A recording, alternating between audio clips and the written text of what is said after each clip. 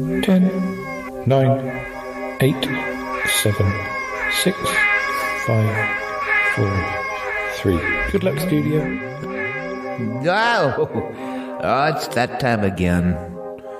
Paul Chandler's going to start this whole thing he does. It's called the Charlotte Podcast. It's probably going to start any minute now. Anyway, I think you'll enjoy it. Okay, sit back and relax. Oh, it's the Charlotte Podcast. All I wanted was a pie, and then I hatched out of an egg. Okay, bring the mic over. He's ready to record. It's the quiet ones you've got to watch, you know. Is it metaphorical? Is it deep? Is it deep? Boy, he's not all that shy, is right. Blimey, Governor, it's the Shy Life Podcast. Excellent. 555.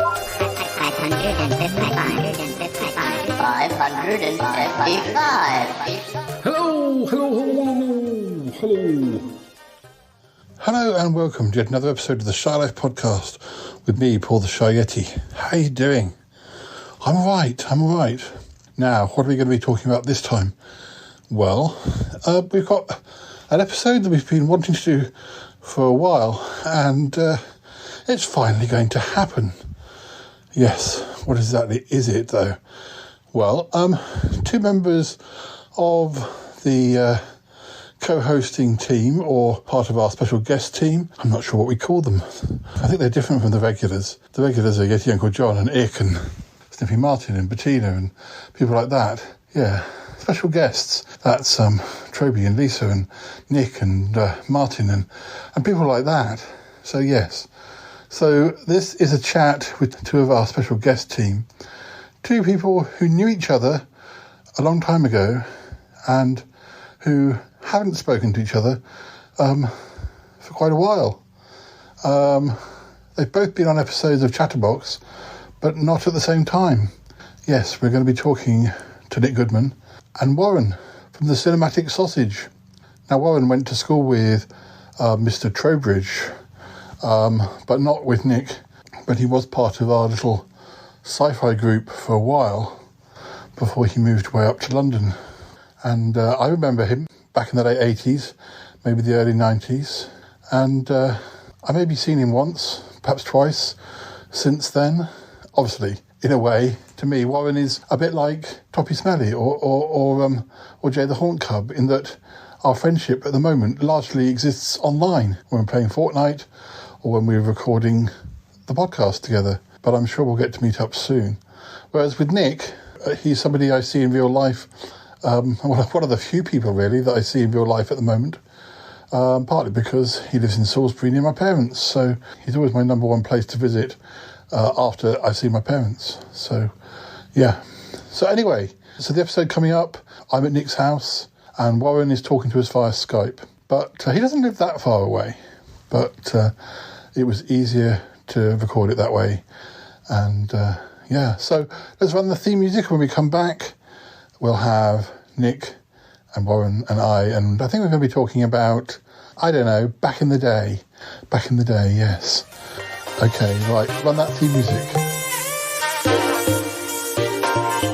Darling, it's the Shy Life Podcast. Yes, but it's a positive thing, Paul. The highlight, the Shy Life. You won't find a cast of characters like this everywhere. Hello, Paul. I'll go anywhere for potato. Delicious. Hello, captains. How are you? You quite like a big bang, don't you, Paul? Oh, Go Shy Yeti. Oh, I hope he hasn't found out my secret. Think he has. If you thought that was bad, just listen to this. oh, I can't wait for it to begin. It's the Shy Life Podcast. I like that, yeah. Yeah, I'm strangely drawn to Yeti Uncle John's ankles as well. But has the Shy Life Podcast slowed down? I don't think so. It's all gooey and meaty and yum, yum, yum, yum, yum. Has anyone seen my hot sausage? Hello, listeners. We're here. We've got Warren here, Uncle Warren, and we've got Nick, Uncle Nick. Uncle Nick, yes. Uncle Nick. I'm going to be greater still this month because my grandmother, my sister is going to be a grandmother for the third time this month. So I'm great. Nick, you've always been great, my friend. You've always been great. Yeah, my brother just turns 40, so I don't think I know any young people anymore. No, I'm glad I'm not young anymore. Oh, thank the world, the little girls. Sorry. Yeah.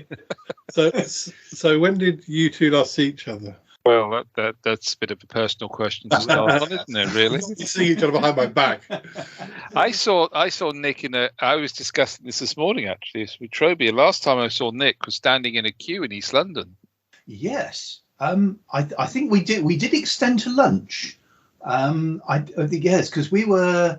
It was the Pyramids of Mars DVD signing. Yes, I've just called the photo up. I've got a photo of you here. That's right. Yes, I think you're strangling someone with a scarf or something.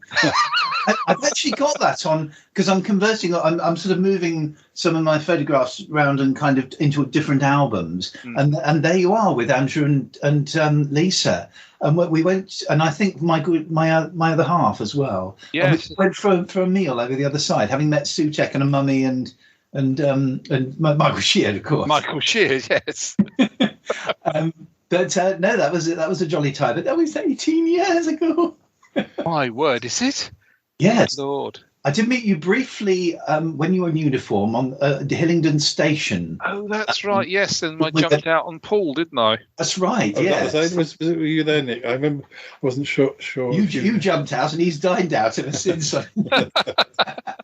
It's Paul likes the uniform. Oh yeah.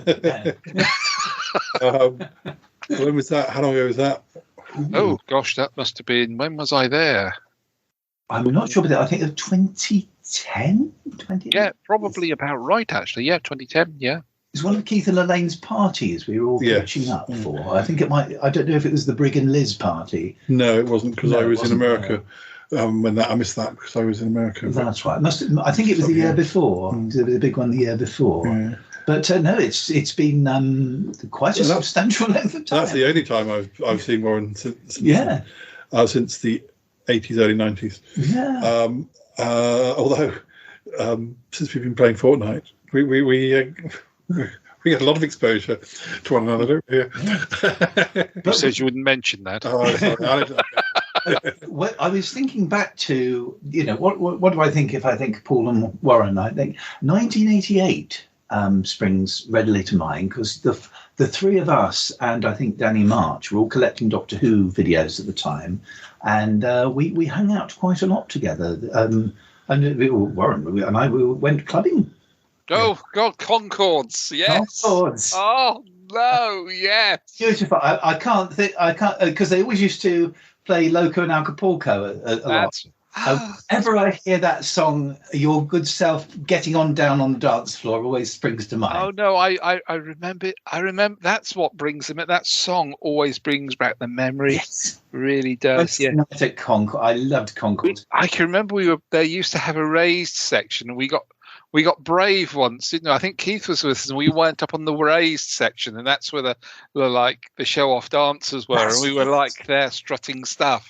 That's right. Yeah, I mean, it was you and Keith and Nick Radford, and Well, it was we seriously hung out those days, didn't we? Oh, we were. Yeah, that was our Stringfellows. That was Stringfellow years. It was actually a damn good club. I loved it. Yeah, it was. They apparently the residents complained in about 2004 or 5 they demolished it. No, that was a piece of history. It was a Grange. It was a listed building. How they managed to justify destroying a listed building, I will never know. I missed out on the nightclubbing bit of this era because I was too young. But oh, bless you. The weird thing up for it. I definitely made up for it. I was quite nervous about dancing. When I went to conventions in about 90 or 91, Exospace down in Exeter, I remember there was a disco going on, and I know Mr. Trowbridge wasn't really a disco dancer, not that I know of anyway. He certainly wasn't then, and he'd gone back to his hotel, and I went to find him in the hotel because I was too scared to go to the disco. But eventually, but 99, Mr. Sheard out danced us. I think I got into dancing when I went to Camberley and met my future flatmate Callum, and there was a nightclub there. And it wasn't it wasn't a great nightclub. I don't know how it compared to Concords. I never went to Concords, even after, even after I got into it, because it sounds like it was still around. But we never went there. We went to you and I went to the chapel in Salisbury. Did we go to the chapel? Went to the chapel once. Yeah, right. That's near where my dad's office used to be. The thing is, there's still a part of me that thinks, if there was an oldies night, I kind of still. But I'll be with you there. I'll be with you there, Nick. I'll be with you there. And then things happen with work. Things happen where I go out with the younger crowd, and they're like, should we do that? Yeah, should we do that? Yeah, and then you suddenly realise how old you're getting, because I think there was one particular one about 9 years ago where we all drank too much and went to here and went to there, and we ended up in the chapel, which is basically the only nightclub in Salisbury now, and. I went to the bar. I thought, I just need to sit down. And the next thing I know, there was a young girl standing over me going, "Are you all right?" And I just dropped off. I thought, just swigger in town. Oh dear, I'm not going to live this down. You had your belated 50th. Was it belated 50th or belated 40th? You hired a hall, and so. Oh yes, for my 42th. Yeah, you're 42. Yes, it was going to be, because for my 40th, one of the films I was desperately trying to edit for about 5 years came out. So I kind of had a few gatherings at home, but didn't really have a do. That was the last. That was a good. I forget how many good people came to that one. There was a few that couldn't make it, and I kind of dwelt too much on the people that couldn't make it, and now I look at the video, I thought, we got this one and that one, and why was that such a miserable gig? I definitely did my night, other than Doctor Who conventions by the later 90s, and I went to that club with Callum, but in Camp, which the music was a bit so, and they play a lot of modern stuff that was modern at the time, but was long, extended dance remixes of things. But then they'd suddenly put on Love Shack or 80s stuff, and the dance floor filled up, and then they played it for about an hour, and then he went back to the modern stuff, and the dance floor went back to being about two people on it. He didn't get the message. But by the late 90s, I was able to go to nightclubs where actually in London, which actually had music I liked, and there was one I loved called Pop Stars that had 4 different floors, and you could dance to cheesy pop music on one floor. You could dance to sort of indie music. And we went to a regular one in just over the road from the station in Woking. Yes. That was the floor was always full of beer, but they played great music. It's very sticky. The windows used to steam up. And there was always Mar Baker. Mar Baker. What that was to that Oh What a Night and Loco and Acapulco was to Concord. It was really a bar. It was an odd. Because usually discos were either, my experience of discos was that they were either in rooms that didn't have windows or they were underground, but this one was upper floor and with glass windows, and I think normally it was a bar, but on these nights, and everyone used to steam it up with all their dancing. Yeah, it was steamy place. I went to our work went to school dinners. That was a really old discotheque just off of Baker Street, and we went there where you'd have a school dinner, and all the young ladies serving you would be dressed as centenarians basically, and then all they would play is 70s and 80s music all night, and it was brilliant. Everybody danced then.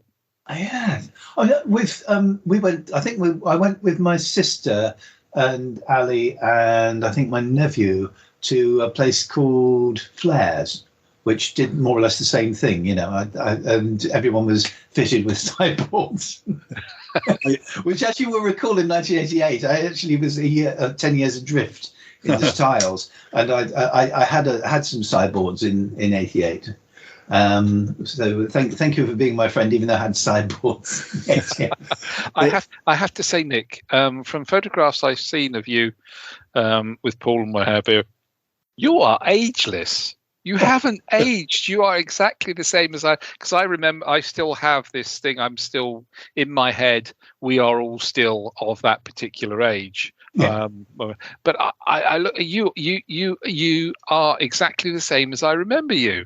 Well, the hairline is backing for the kitchen door, but and I've got a little sort of monastic bald patch at the back. But that's a sign of greatness. That is a sign of greatness. I've got one of those as well. I'm sure everyone has. I think it's just a sign of growing old disgracefully. Yeah, Paul's mother is of the belief that I've made a pact with the devil. The other place other than discos that I always used to like with the noughties, I went to a lot of weddings because when I met Callum, he went to college in the sort of area where he lived. So, and a lot of his friends went to college and they were still in the area. So they sort of adopted me as we were all about the same age, even though I hadn't gone to college with them. So I got to know his friends and some of the ones that didn't live in Camberley, and got invited to, as a sort of honorary member of their college group, got invited to all sorts of weddings in the noughties. And of course, weddings were great for having a dance. Callum and I got into the stage where we were kind of known for, we were quite good double act. So, for instance, if you were listening to Girls Just Want to Have Fun, there's the bit that goes tick, tick, tick, tick, tick, tick, tick, tick, and sounds like he's playing a tin drum. And at that point, Callum would come over and he'd put his head down, and I'd pretend to drum on his head like it was. We were kind of silly little things like that. Actually, Keith and I managed to get the whole title sequence of Dukes of Hazzard into our dance routine, including Uncle Jesse going. Also, I remember people coming up and saying, I don't know, whatever the song was, when it gets to a point perhaps where there's a guitar solo, so we'd start miming to the and people would say, how do you know that's coming up? And I think, well because I know the song. I guess some people just, we were always very much into songs and music. I mean, if we knew a song, we knew it, and you just realise that not everyone's like that. But yes. Oh, beautiful days, beautiful days. There was one called Bentley's, which Keith and I went to a few times, and it wasn't quite as well designed as Concords, and the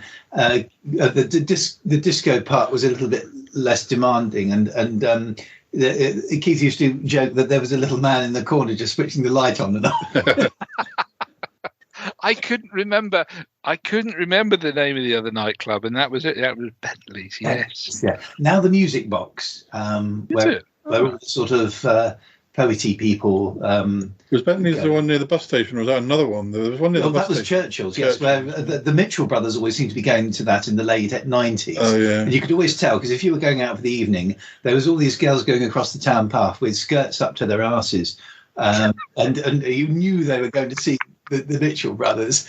I don't think I ever went to a nightclub where. Well, I know that was a common thing where people off soap operas would come and do signings or whatever or whatever they got up to. But I don't think I ever went to anything. The weird thing about Churchill's is it used to, in the 80s, it was Manda Paints where I did my YTS. Yeah, I remember. So the upstairs bit, I thought, my God, I was once up here for 2 months where they tried to fumigate me with didn't know what to do with me. Kept making mistakes on the till. You go up and paint the whole of the top floor and out of harm's way.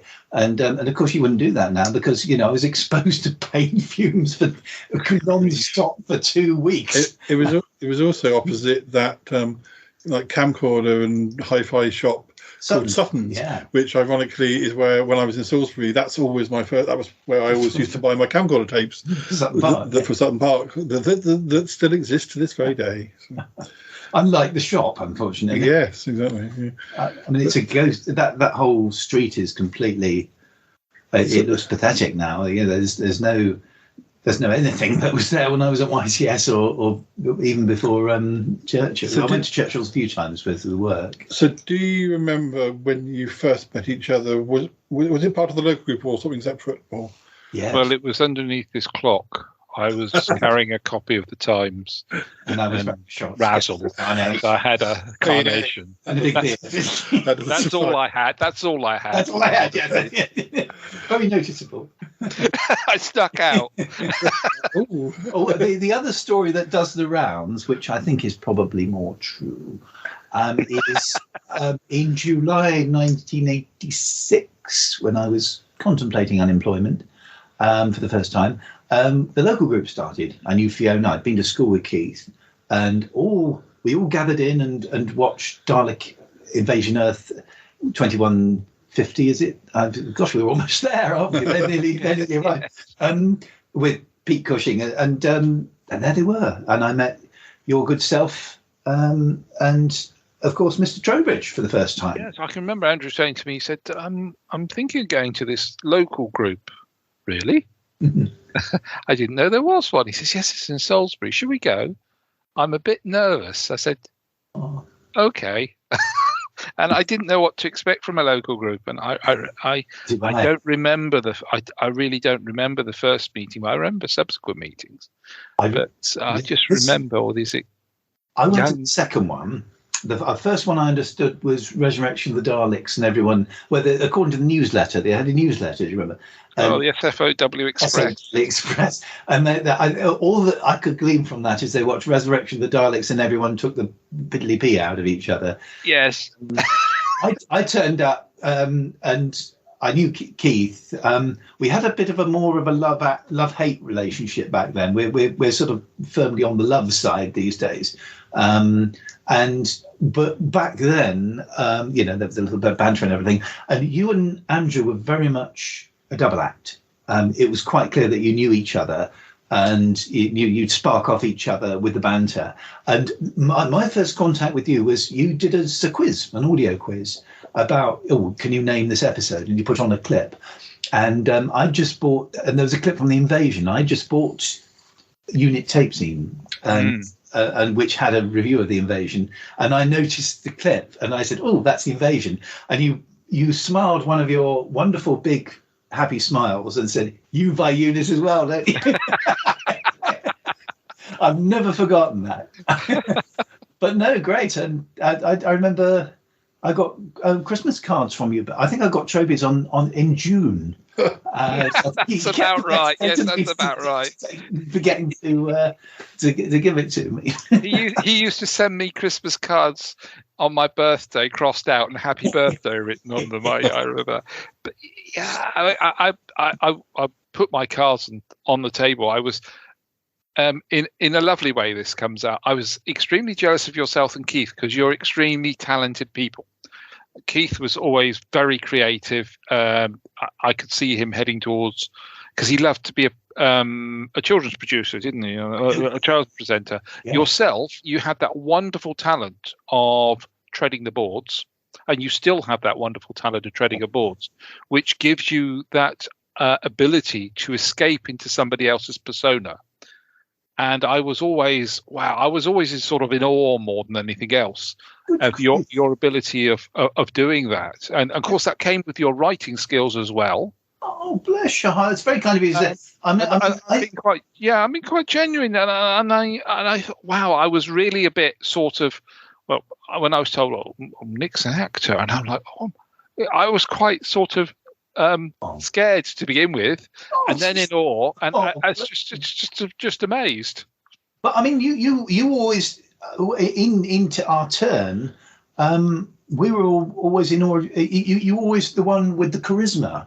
That you could. It's all a front, really dear boy. But even so, it was there, and it's still there. I can tell it even now.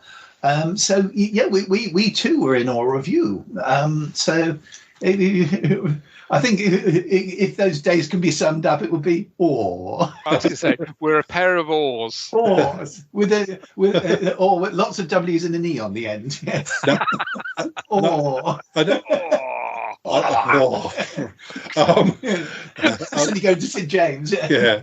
I don't know if Warren knows this, but Nick and I had some weird sort of first meets in that I was involved with a writer's circle in Salisbury, and I was like 15 or younger, and it was all like 50 or 60-year-olds, and I was this. Yeah. So I think they thought that, but at that age, I loved hanging out with older people, and I love spending time with my 70-year-old great aunt and things like that. So I didn't mind, but I think they felt that they ought to start a junior writer circle. So we did this, and in the end, it mostly turned out to be people I knew just dragging along.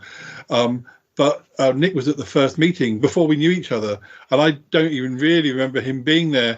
But because Nick has a wonderful memory.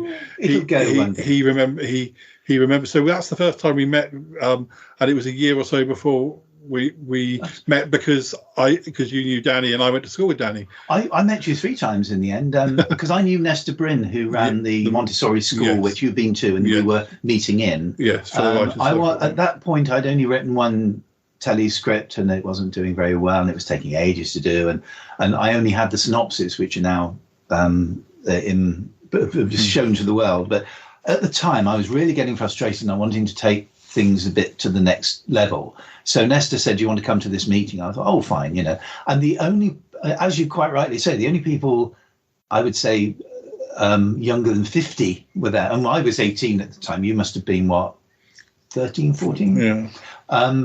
14.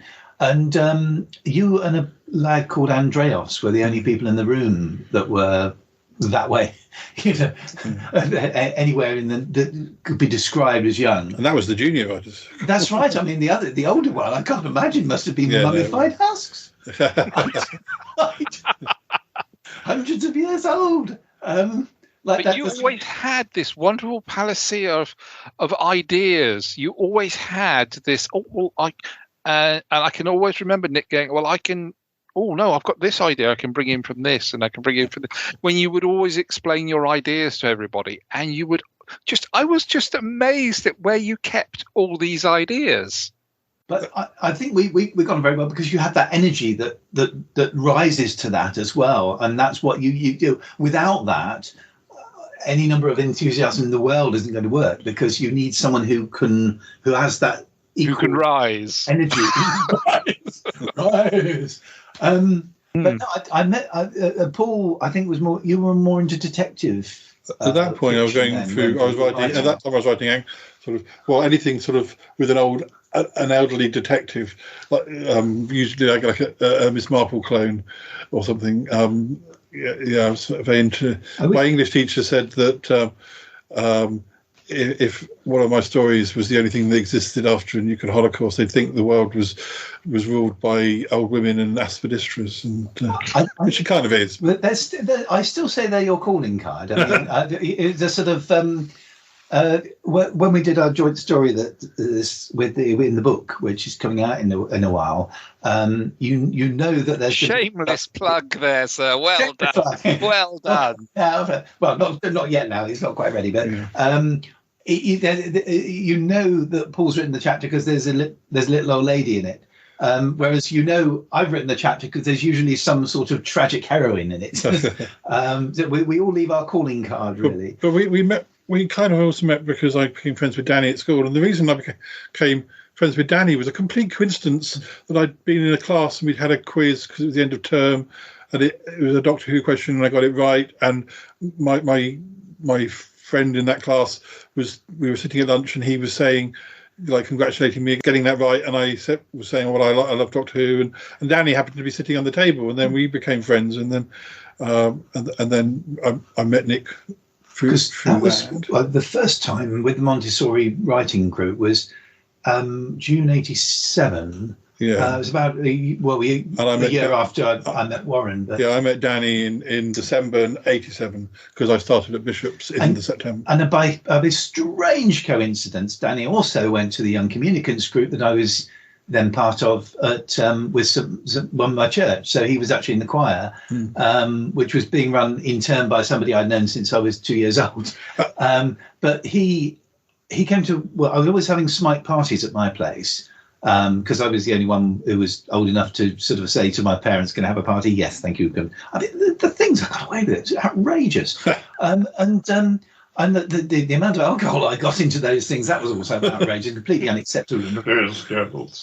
But Danny was there, and as usual, I got out the photographs and tried to bore everyone with this ain't no. And do you remember that Warren, the local group, had a display in the library? That's right. Yes. Doctor Who stuff. Yes. And didn't they do a story? Didn't somebody read from a Target book one afternoon for the children when they came in? I believe they did. Yes. So I had some photographs of this, and Danny looked through and said, "Oh, all right, you like Doctor Who, don't you?" "Do I like Doctor? Come up here." And I got completely unacceptable, inviting young boys up to my room.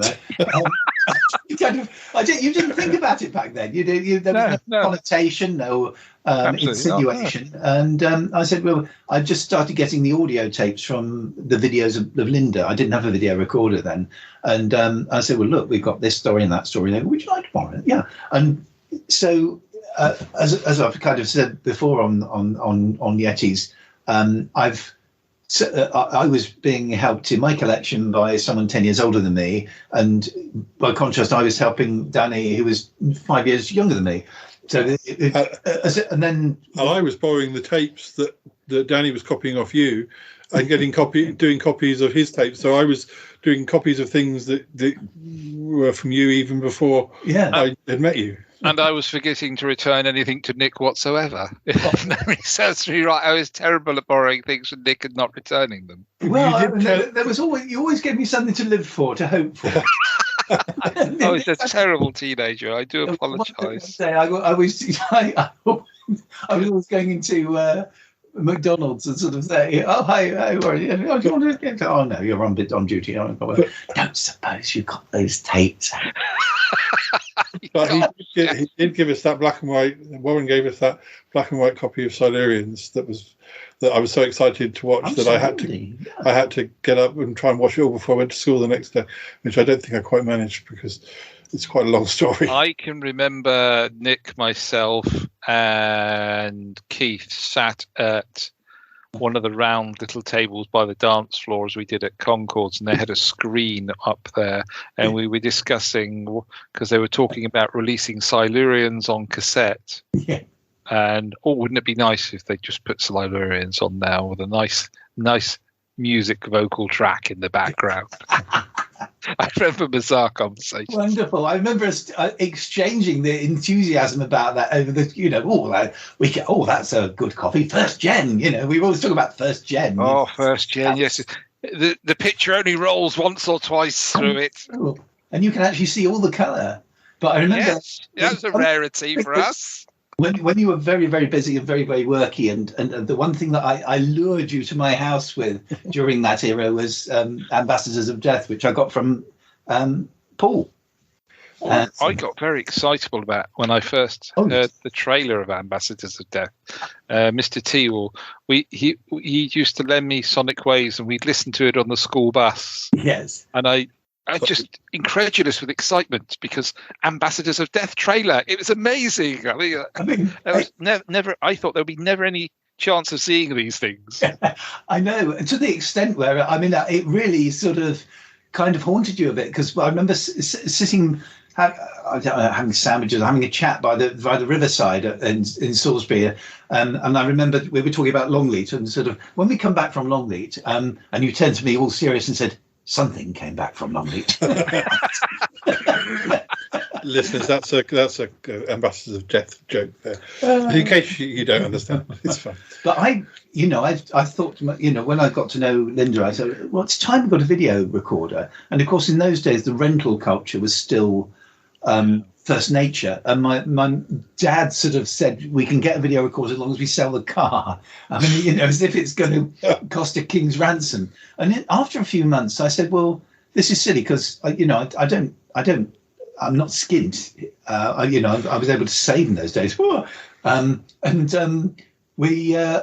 Linda King, our sort of video mentor, had always bought machines, and I thought, well, why don't I just buy a machine?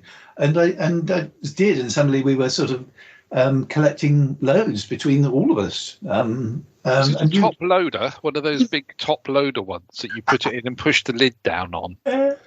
Beautiful things that were with those finger buttons. Oh, thing of beauty. See, there's no style anymore. It's all flat fronts, no style. They don't whir and clunk like they used to. A little Sony then. I remember my friend Harry was the only person who owned a Betamax that I knew. Of course, the other weird thing about Nick and I being friends is that a while into our friendship, we discovered that one of the other people that I became friends with at Bishop's was Harry, and Nick and Harry had grown up on the same street. I've known him all his life. Really? I prop up the bar with him, his dad, to this day at the local pub. So that we were kind of always meant to meet in some way, because just the interconnection of people knowing each other is to the point of that's just really kind of it is spooky, really. Yeah. I mean, Danny had the Smike and you thing, and then you later worked with my friend Sarah, who I grew up with. Yeah, it's sort of the sort of way that you can connect with people is very strange. I'm working at the moment with somebody who went to school with my missus. So it's really weird, you know. And this I might be remembering wrongly, but weren't either you or Keith or Toby on like South Today, the news program, talking about Doctor Who? Nick and myself cornered Sally Taylor, didn't we, Nick? We did. I've still got the audio tape of that. Have you? Pictures. Wow. Unfortunately, no picture of Sally Taylor, which was remiss of me. But we're being hugged by a fireman. Oh yes, and that would be great. This now, but where the cattle market and the fire? Actually, the fire station's still there. I stand corrected. Yeah. And I've got there's you and I. We do a whole audio commentary which still exists. And how did this happen? What was going on? Why were there? Children in need. Yes. I have a lovely picture of Warren and I dressed as the doctors. You were Pat Trout and I was Tom. That's right. Yes. But and Sally Taylor, yes, Warren's quite tall for Troughton, isn't he? Nick's probably getting on a bit better height for Tom Baker. Nick's closer to Tom's height because Nick's always been a tall chap. I should have shaved off that moustache though. Tom's never had a moustache. He's had a beard, obviously, as Rasputin. But yeah, no, Sally Taylor was lovely, and we interviewed. I think they just found the Ice Warriors, and Trophy was doing a kind of like a commentary on. I just found out they've found 4 episodes of the Ice Warriors. And did you ever go to a Doctor Who convention together? Didn't you? Warren? Didn't you go to Leisure Hive conventions?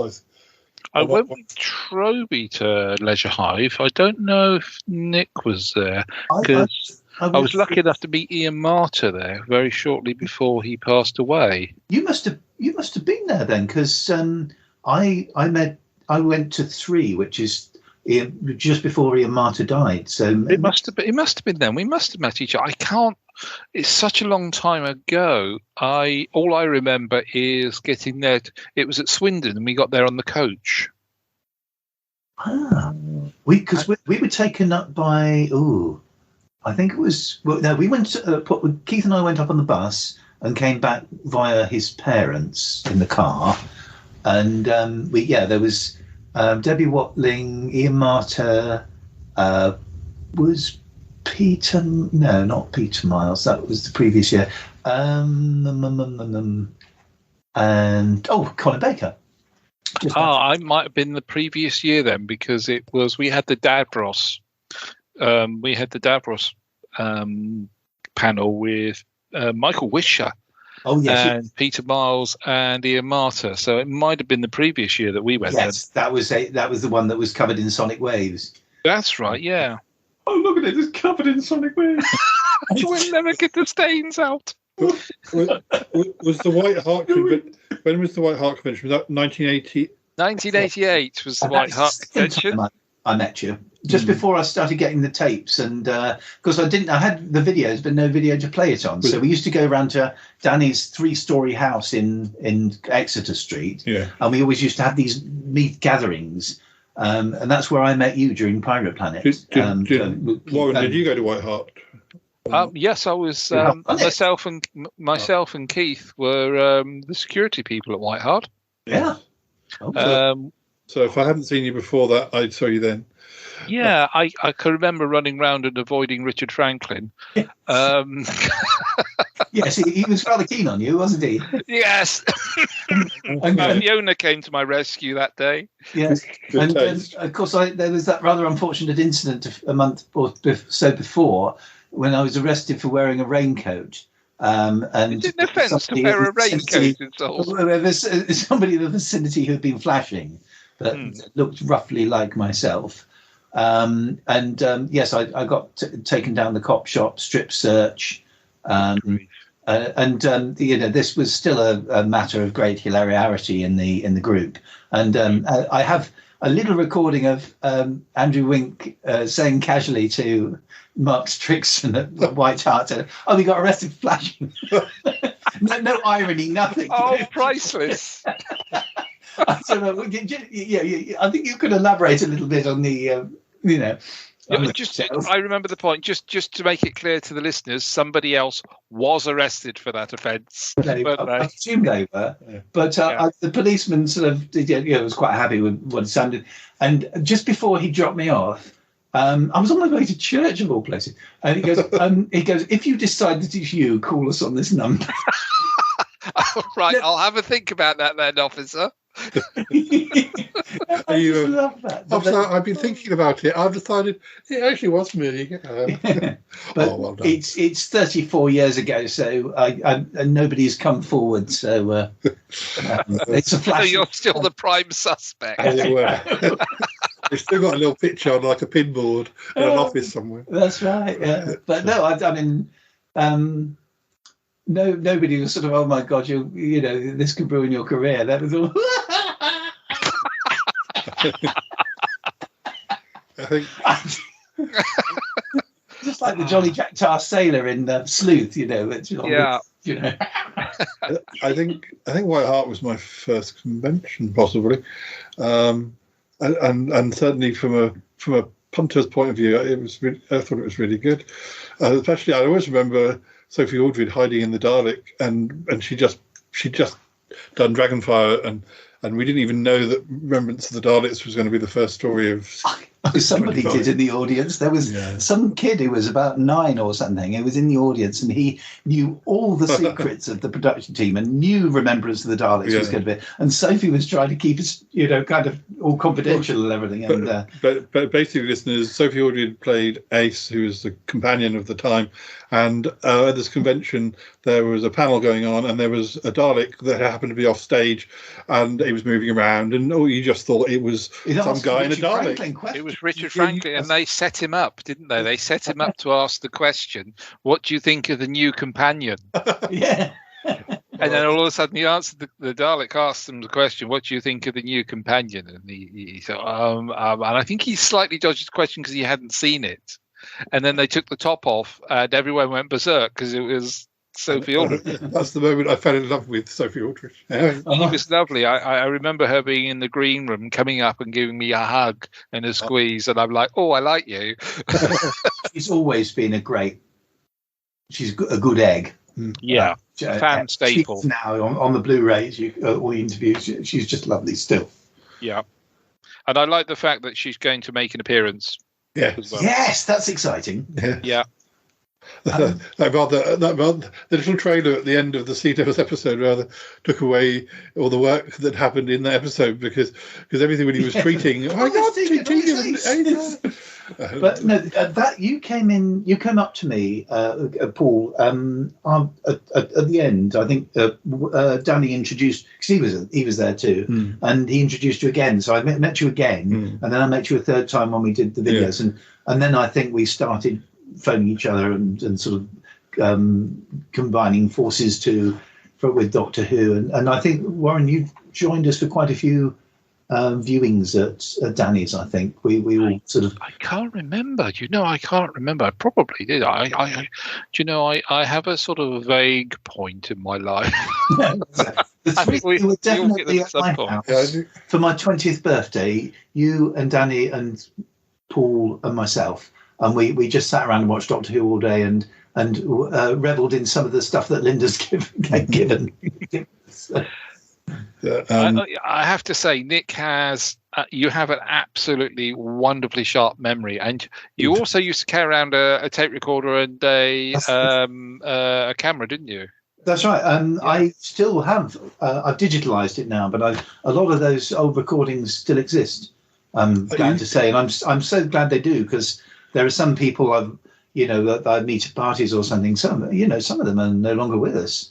And I really do treasure them now. I mean, these days you probably sue 4 Ways from Sunday, but kind of the sort of thing I used to record. I sort of I don't know if I took over because you probably were still doing it, but when I was doing Sutton Park, I was very much in your model of always having my video camera around my neck.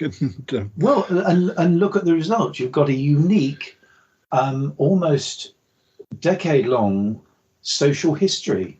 Yeah. With jelly. Jelly and lots of silliness. And and all our lives are on there, and I don't think we're ever going to repeat that, even with all our technology. Well, and also I was talking to Toppy Smelly, and he and his friend Paul did something very similar. I mean, obviously not identical to Sutton Park because we were very much of our own making, but something of that long with a video camera, and I think it was probably a film camera. I think it was even a bit earlier, and unfortunately none of it exists, or very little of it still exists. So we've been very lucky that we basically kept most of it in my parents, and they've got a big enough house that they didn't even notice. And then you were able to digitize. I'm probably just as obsessed now with recording stuff as I was then. It's like when my poor mother was on the way out. She was very lucid, and when she still had her energy, I just sat for hours and recorded and listened to her.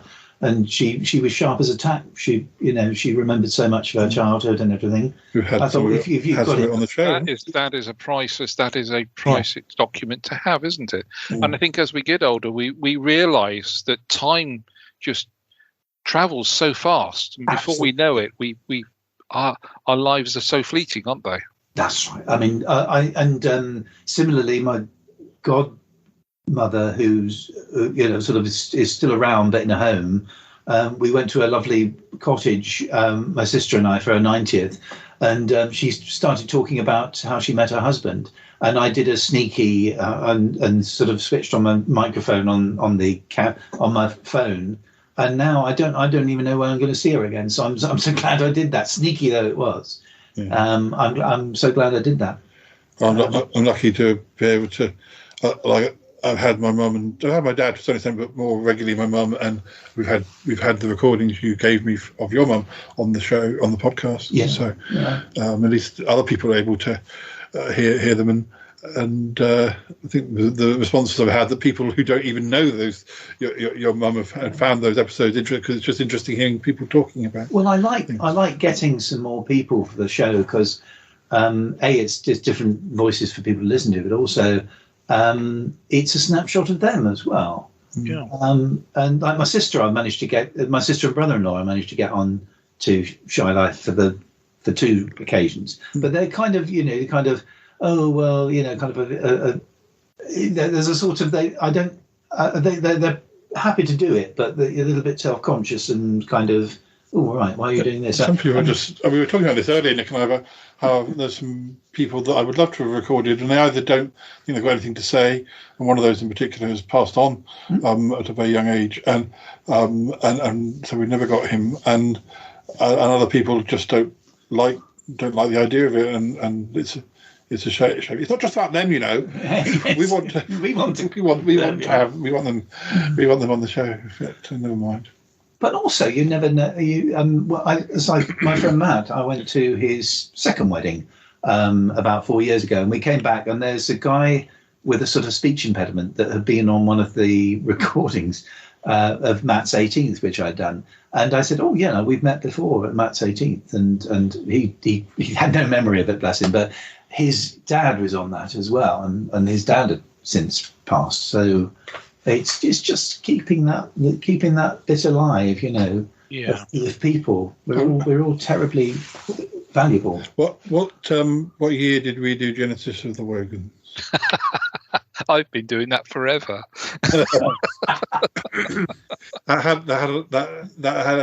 That was one of the things that's had the most effect on me for a number of different reasons. Oh, me too. Not necessarily good.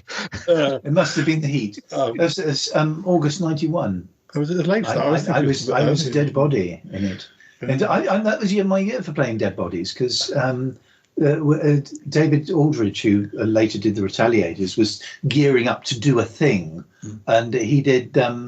He cast me as a dead body in that. So That's the thing where I learned so much of my script, and then we never got round to recording the hardest line I had. And I think it had an effect on the way that I tackled learning scripts from that point. I didn't necessarily learn scripts as until I definitely knew we were definitely going to record. But you knew your lines though for all of mine. I mean, but more looking at them the day or two before, rather than you played a TV producer in Gift from Eternity, and you were in our place at the time, and I studied how you familiarised yourself with it, and then locked yourself away in a room for an hour before we went off and did recording, and so you just studied hard, intensely on the day, having been familiar with the lines, and it was interesting. There's no perfect technique. It's interesting. It works in all different ways for people. That's the question I was going to ask Nick. Actually, being an actor, how this is the other thing that amazes me: how people retain the lines. What's your secret for retaining lines? I didn't really have one until it was around about the early 90s. I started getting regular roles, and I had a trouble with learning lines until I did a little thing that was for the short-lived Wilton Arts Group, where I played a detective and a bloke in a bath, and suddenly the lines came. It's like... Were you clothed in the bath, Nick? Yes, I've got a photo of that. Just you and your rubber duck. Yeah, absolutely, and a dressing gown. Why I was wearing a dressing gown in a bath to protect my modesty. No, it was after that I started getting the roles more in the studio, and I think for me, rehearsal helps me. I'm not one of these people that can go and hammer lines in at home. I like the rehearsing, and it fits into it's almost like tracing paper. You kind of, or brass rubbing. They slowly emerge. Not all of them in detail, but the basic bones, and then it gets as you rehearse, it starts. Oh yeah, it's this. Your brain kind of think. Oh yeah, it's this bit, and then it's this bit, and it's that bit. So it's a very layered approach, isn't it? That's very layered, yeah. But with last year, I did a film for my friend Richard, where I played a tailor, and of course we didn't have that because we went straight into filming. So I really had to work hard at learning it. And there was the bit I fell down on was the technical. It's always the technical bits.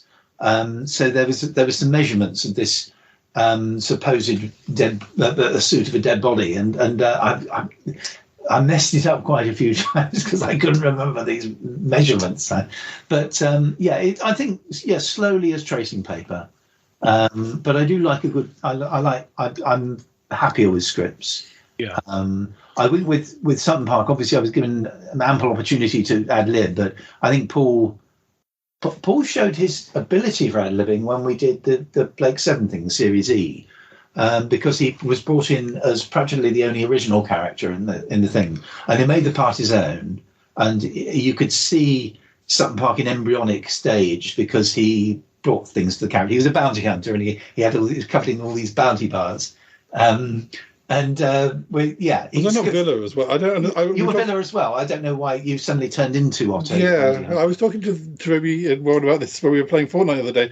I couldn't really work out how I was both. I haven't seen it recently enough. But anyway, but there is a sequel that Toby and Lisa did where I don't think they can find the tapes. But if they ever find the tapes, I'm more than willing to convert them because I've got the equipment. The weird thing is we have behind the scenes stuff recorded during Sutton Park, because when we made the films in the 90s, we obviously, when you hear stories of like professional things where actors are having to sit around for ages when they're not needed.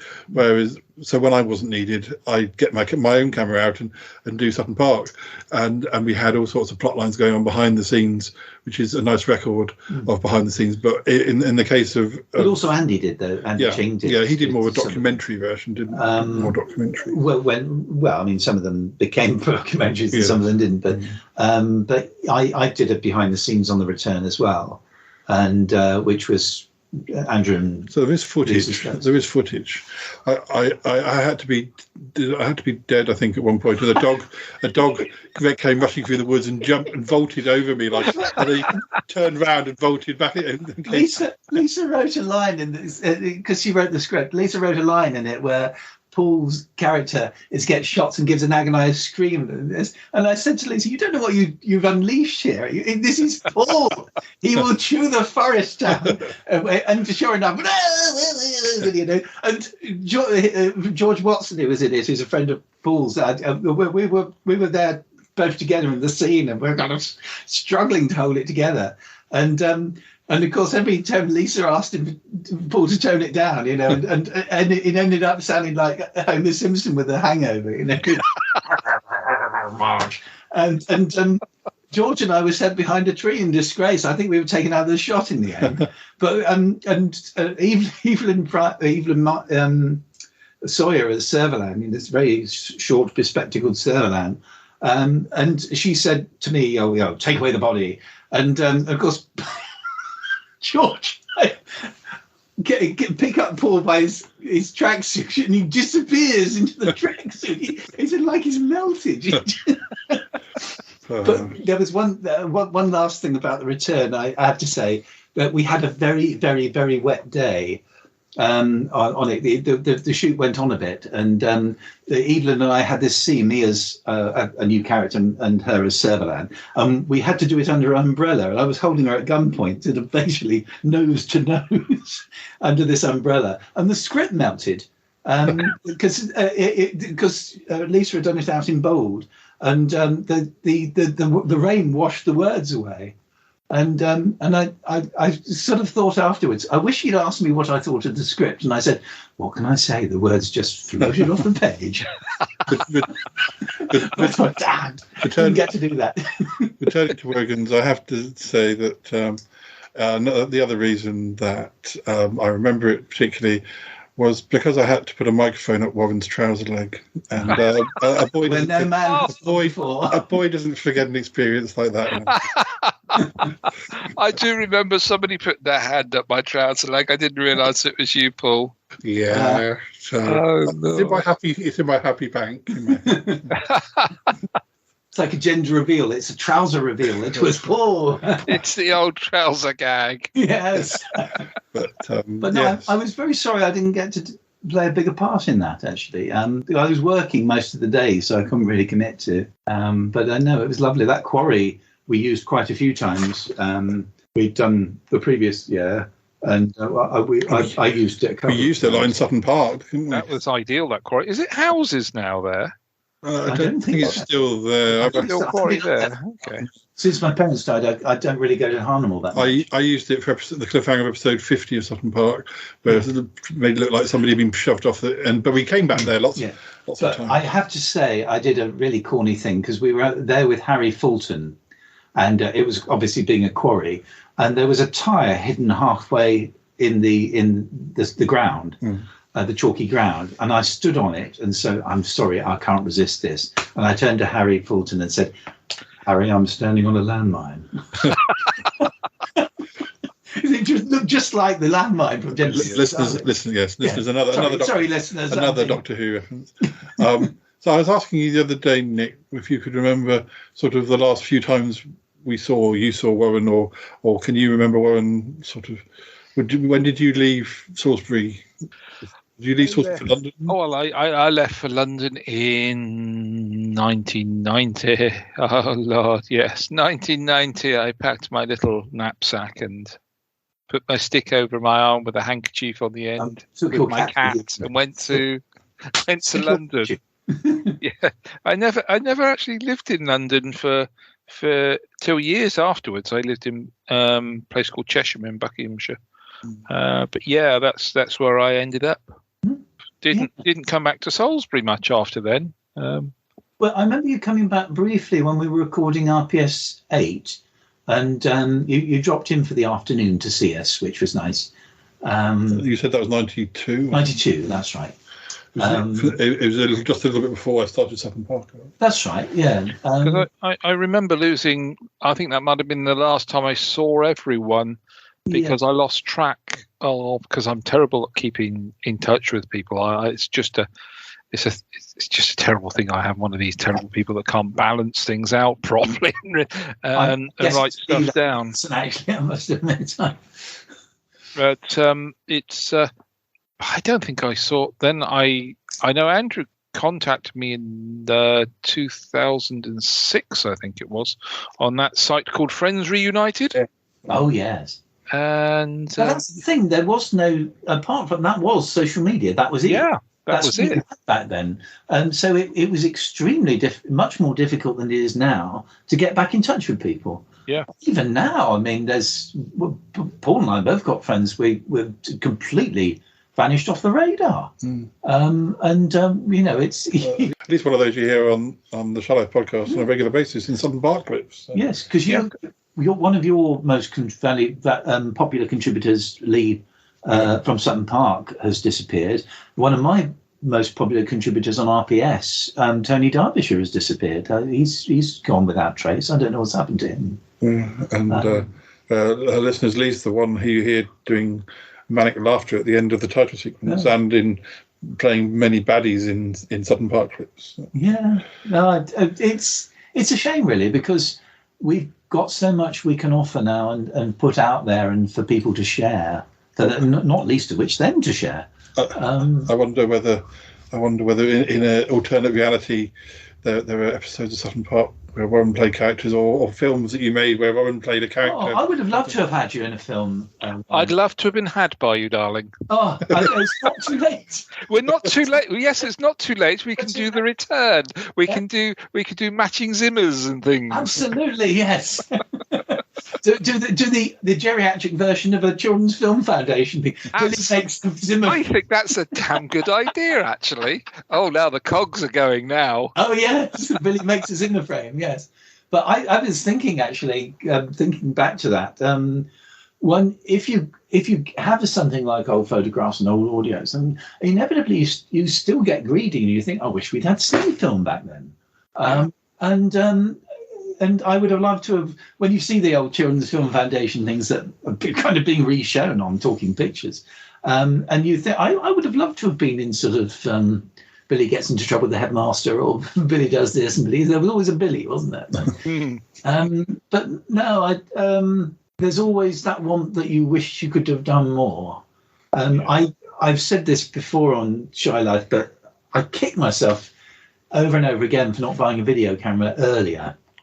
I used to hire one out, which was inevitably rather a ropey specimen, and if I had actually bought one, I could have paid for it several times over.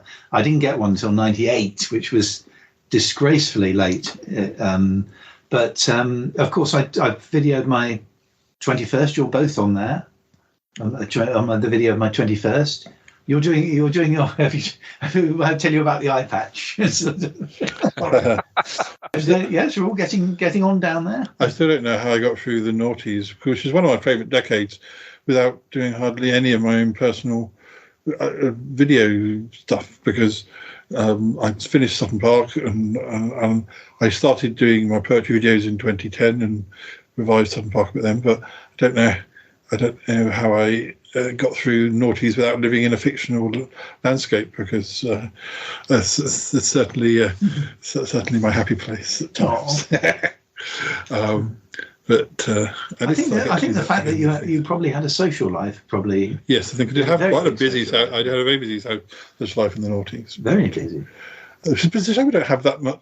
I suppose I had digital photos, and I was doing a lot of my writing in the noughties once I discovered Lulu.com, and so I was writing. So I do have digital stuff, but not film. Mm. But no, I've got loads of pictures of you, Warren.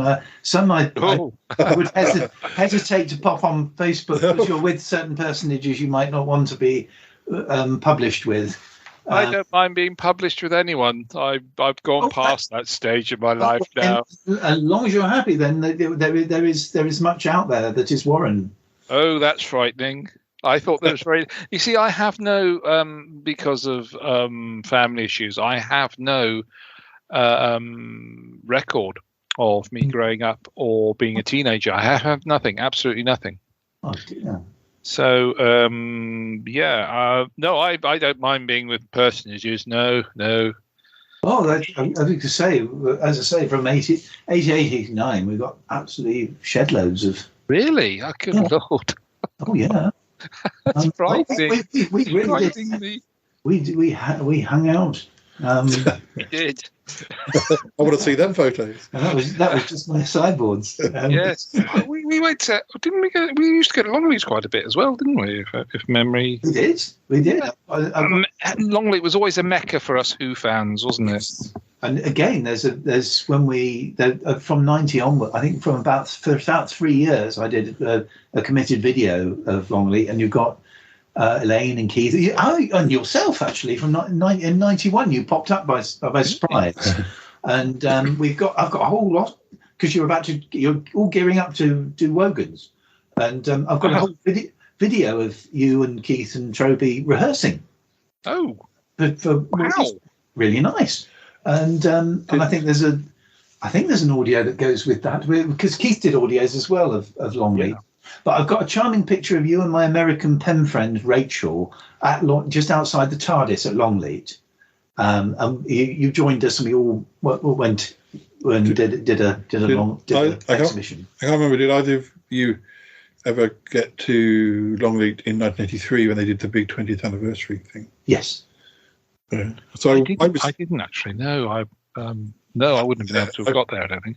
Yeah, I was there. So I don't know whether I was there when Nick was there, but obviously. Well, yeah. I mean, we went on must have been the Monday, and it was terribly exciting. 83 was a horrible year. Other than that, my dad had a breakdown. I was hating school. I was hating life. I was hating myself. I was hating other people. And so Doctor Who was keeping me sane, I think. And it was very, very exciting. But of course, when you think back, you have videos. You have Pat Troughton doing a signing. I thought, why didn't I actually go up and wait hours for Pat Troughton's autograph? It didn't happen in November, did it? It happened earlier in the year. April. Yeah, so I was only 9, so I went to it, but I was pretty much. I don't think I got the full benefit of it because and I don't think I knew really what I was to expect, and I don't think I went in any of the tents or saw any guest panels. I saw more the exhibition, and we wandered around and maybe the Doctor Who shop. I don't really think it was worth them spending the money, but except that it was nice to know that I was there. But I was a bit too young to be let loose. My brother was only like 1 or something at the time, not even that. So yeah, for them to take me there, it was probably a lot. It was a big ask because it was huge. Everything you've heard about that is true. I actually watched a recent extra on a Blu-ray, and they had some clips from Longleat. I looked intensely to see if I could see myself, but I probably just as well, considering what I was wearing at the time. I think probably not a flashback again. No, not sideburns. Worse, much worse. Yeah. Oh god, hot pants. But no, worse than that. Blimey. I've got a photograph that my friend Otto and I were taken. A photograph was taken in Bessie. You can get yourself photographed in Bessie. So I was there the day that Mark Strickson was there. I don't know if he was there both days or just one day. So no, just the one. Yeah. What day was that? The same day as you? I don't know. I didn't see. I just remember him arriving and coming out of the car. But there was just so much going on that you just couldn't fit it into one day. It was amazing. And Lord Bath calmly watching his grass being turned to mush. I used to love the maze. We always used to go when we used to go in the 90s. We used to always go in the maze, and it used to be incorporated into whatever I was filming as well. And I think there's a few even pre-Sun Park maze recordings. And Troby messing around with sort of what fibre optic kind of sherbets, sherbets like a fibre optic cable, which he was kind of. And I think I'm on there doing an impression of the robot from the Doctor Who Sontaran experiment. I sort of bend the cane round my thing and do the sort of antennae bit. Of course, Troby was always very good in Southern Park by bringing bits of electronic bits and pieces, which we could then just improvise around what they actually were. And I think the Sutton Park one, the first Sutton Park one was 93 when we just done Sutton Park Prison in the Sun, and that's when Lisa started coming into it because she had been in it. I'd cast her about because my girlfriend at the time was going to be in it, and we split up. And I was pen friends with Lisa, and I was sort of saying, "Do you fancy doing this thing?" And she learned it in 2 weeks. She was so good, and she played your wife, didn't she? In it? Yeah, I mean that's another example of people meeting their future partners for other people to a certain extent. Yes, working on RPS meant that Andrew kind of brought in his future other half because she was a listener. She was one of my customers on RPS. Okay. Well, I think we've nearly run out of time. I think I'm sorry.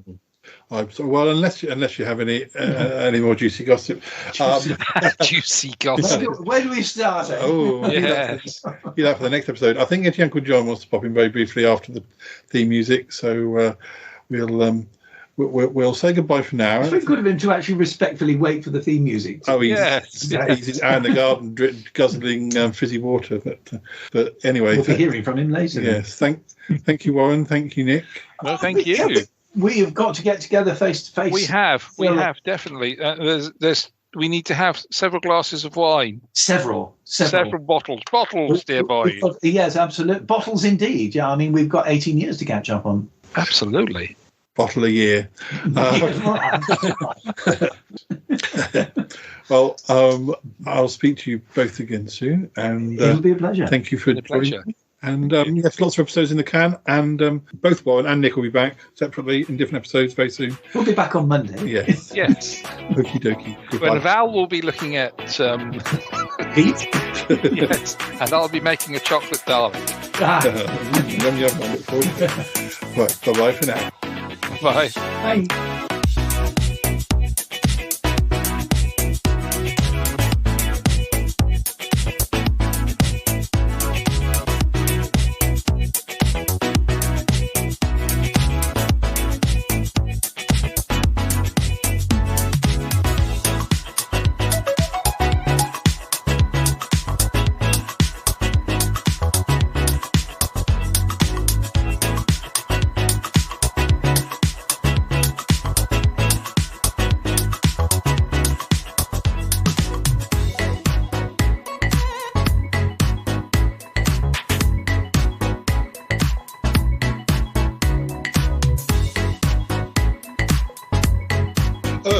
Hello guys, I hear you've been recording an episode together. What's been going on? Has it been fun talking to one another again?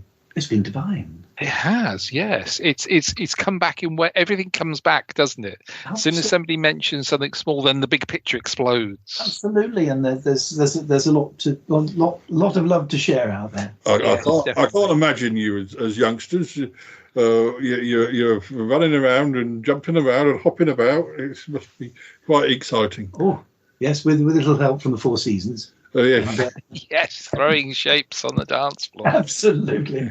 You were young bucks. You were bucking. We were bucking the trend. Yeah. We were definitely bucking the trend. Absolutely. Yes. Well, I know you have a lot of photos, Nick, and a lot of video material. Don't worry, I'll never use it against you. Yeah, well, you didn't get me. I wasn't around. I was a bit like Warren. I was a bit out of the scene during the 90s, but I don't know. I can't remember quite where I was. I'll have to check my diaries because sometimes I contradict myself. So, but yes. Well, I'm glad you both got to have a chance to chat. Brilliant. I'm sorry, Nick. I can hear the theme music coming, and I need to have coming to get you. I need to have a quick word with Warren after the theme music. And so, do you want me to? I'm worried about this. If you would, Nick, it's just. Sorry about this, Warren. I'm sure it's nothing too confidential, but no. I'll be listening in. No. I'll start on the 18 bottles of wine. Then. Absolutely, yes. I'm looking forward to it. Right. Well, I'll order the young.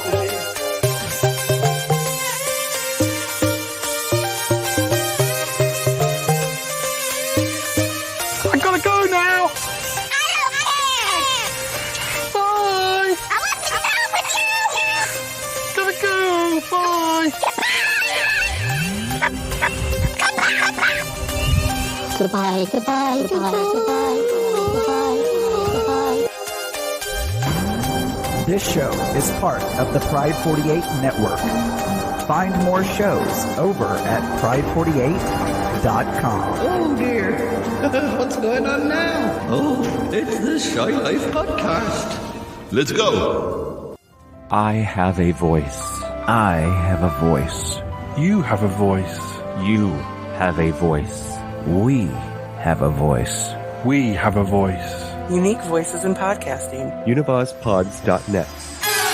Hello, lovies. This is your Auntie Vera Charles, or your Auntie Scott, or just don't call me late for dinner.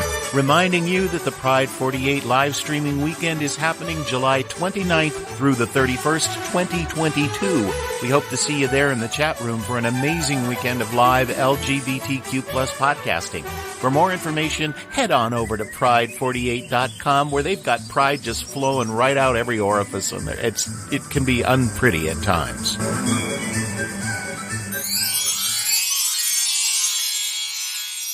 Yes, yeah, Uncle John. How are you? Oh, Warren, I need something has come up. Really? Yes. No. That often happens, you know. Yes, I know, especially around you. Now, look.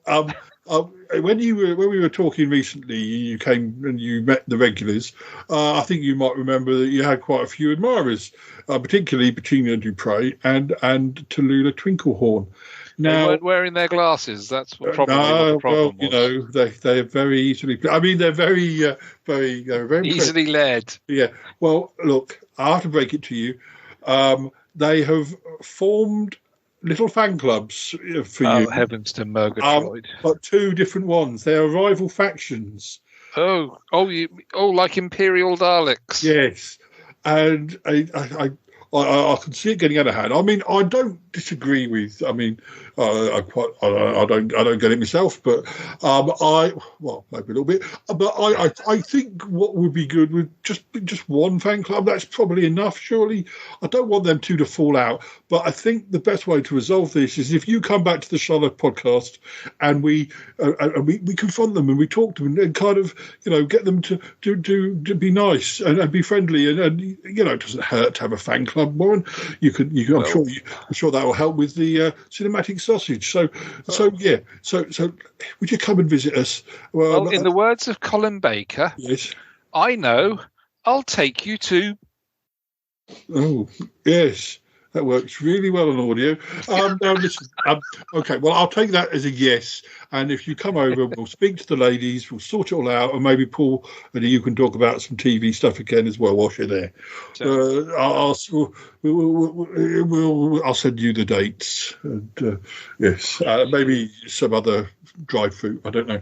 All right. Okay. Well, thank you very much. No, thank you. Yes, Uncle John. I'm slightly scared now. It's all right. It'll only be slightly dramatic. Only slightly, okay. You know how to do cliffhanger acting, I'm sure. Anyway, thank you very much. We got to go. All right, bye for now.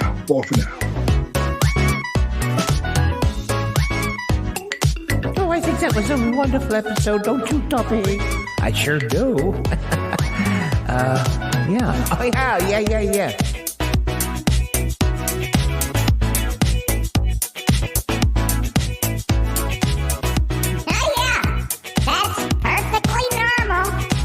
Shy-Like Podcast. Perfectly normal. Oh, kitty dearie. Purr, kitty. Oh, I love Dee Dee. 555.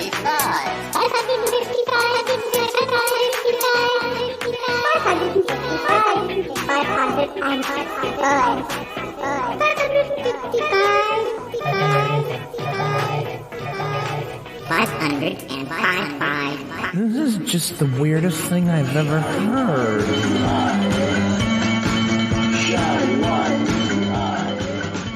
Absolutely.